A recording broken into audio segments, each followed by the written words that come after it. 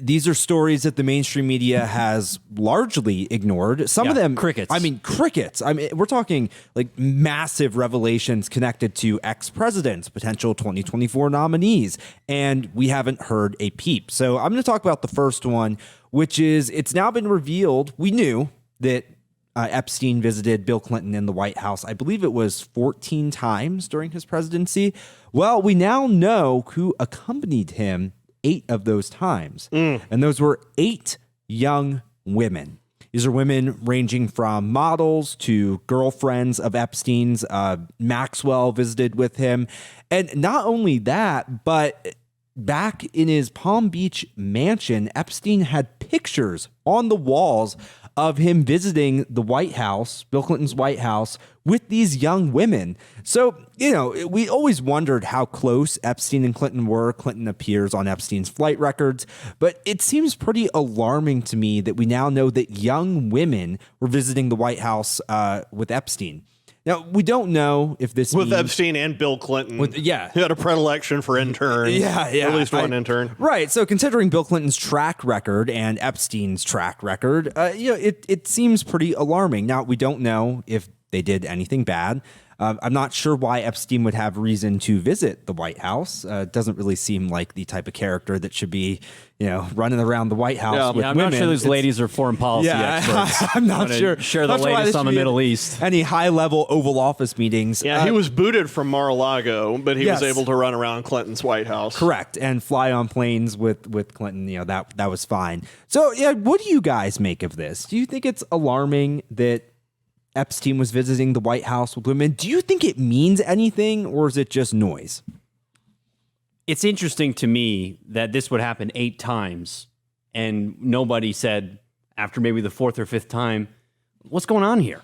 Right. If it would have been like 1 or 2 visits, maybe he just wants to show off the Oval Office and kind of flex for these ladies. Coming by 8 times, bringing with different women, bringing somebody different each time.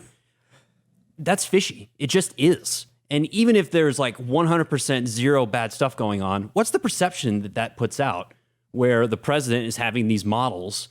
I remember you mentioned in the office earlier, the Jerusalem Post has reported that one of them wasn't indeed a model. Yes. How does that look for like a New York socialite to be trotting in models into the Oval Office as the president's embroiled in, like a scandal about his sexual misdeeds? At the very least, what it suggests is just absolutely terrible. And what's crazy to me is these guys were protected. This wasn't revealed until 20 some years later. Going close to 30 years later now, we finally learn of this. Like, think about that. Epstein and Clinton were protected for decades. This information we knew about Monica Lewinsky not long after it happened, but we're just finding out about 8 young women visiting the White House with a pedophile for the first time. What does that tell you, Josh? What do you make of it? Yeah, well, I think I agree with you. It's staggering that this was allowed to go on that long. And the thing I've said, we've talked about this in the newsroom, I've said it on here before, it's remarkable to me. If you rewind to, in 2005, he got in some trouble. There was suspicion that this was going on.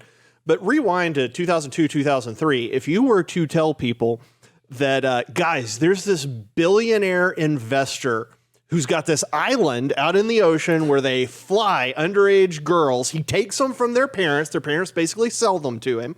He gives the parents money. If I recall correctly, that was happening at least in France. He flies them to the island. He flies his powerful friends in there. They get to hang with the girls. They end up, best we can tell, the allegations are that they've raped the girls and that the girls are underage. So this is actually pedophilia. And nobody's doing it. Everybody knows this guy's out there. Nobody's doing anything about it. We would have all said, oh my gosh, this is the biggest conspiracy theory out there. You're a nut for claiming that. Turns out, looks like it's true.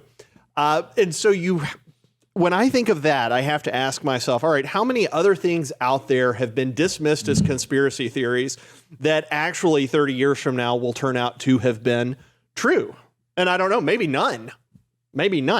But you have to think the odds are decent that there are 1 or 2 out there that the media hates talking about, never wants to cover, that Facebook fact checks, that Twitter suppresses. And it's going to turn out, before all's said and done, that the skeptics, conservatives, people who essentially swam against the current here were right. I think we're going to see that.